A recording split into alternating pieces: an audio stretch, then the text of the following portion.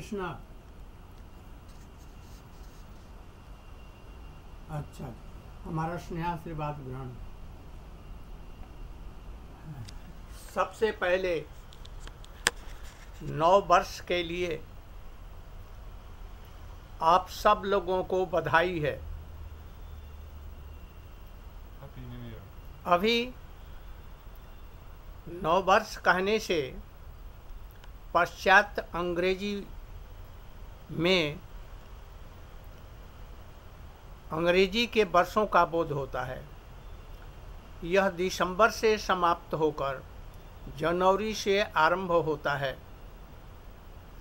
किंतु भारतवर्ष में नव वर्ष चैत महीने से आरंभ होता है तथा फाल्गुन मास शेष में समाप्त हो जाता है। नव वर्ष शुभ हो, कल्याणकारी हो, इसका तात्पर्य साधारण लोग अपने स्थूल और मन के लिए कल्याणकारी से समझते हैं, किंतु हम लोग संसार के सारे प्राणी का जो शरीर है, मन है, वो प्राकृत है, वो नित्य नहीं है, वो हम लोगों का शरीर नहीं है। हेलो, सुनाई पड़ रहा है? ठीक है, चलो। परंतु यथार्थ तत्वदर्शी भक्तजन अपनी जीवात्मा के लिए कल्याणकारी, सबके सृष्टि करने वाले स्वयं भगवान श्री कृष्ण की उपासना प्रेममयी भक्ति को ही समझते हैं। भक्ति के बिना जगत का कल्याण नहीं हो सकता है।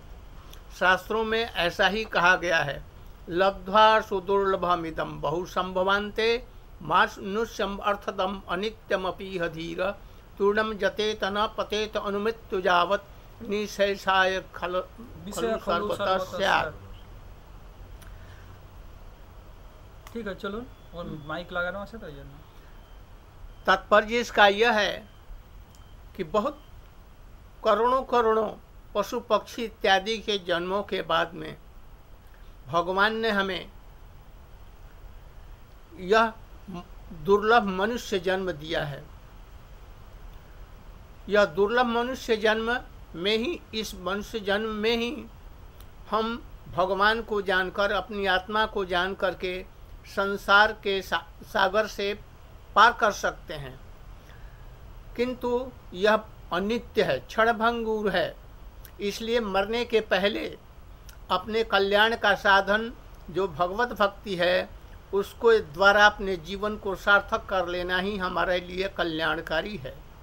और भी कहा है, निदेहमाद्यम सुलभम सुदुर्लभम परम सुकल्पम गुरु कर्णधारम मयानुकूल्येन नभस्वतेरितम पुमान भवाब्धिम न तरे स्व आत्मा। वो भगवान ने हमें सुंदर और दृढ़ नौका के समान यह मनुष्य शरीर दिया है।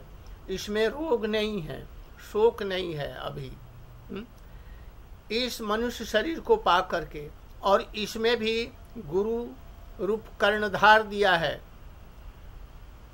जो कि नौका को ठीक से चला करके भवसागर पार कर सकते हैं, और अनुकूल हवा रूपी साधु संग भी दिया है। इन सबको भी प्राप्त करके जो इस भवसागर से तर नहीं जाता, वो आत्मघाती है, आत्मा को हत्या करने वाला है। इसलिए मैं समझता हूँ कि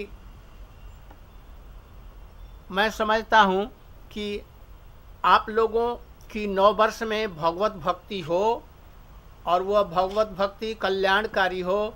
संसार के लोगों के लिए भी यह भक्तिमय कल्याणकारी हो। यही अपना आशीर्वाद और भगवान से प्रार्थना करके अपना वक्तव्य समाप्त करता हूँ।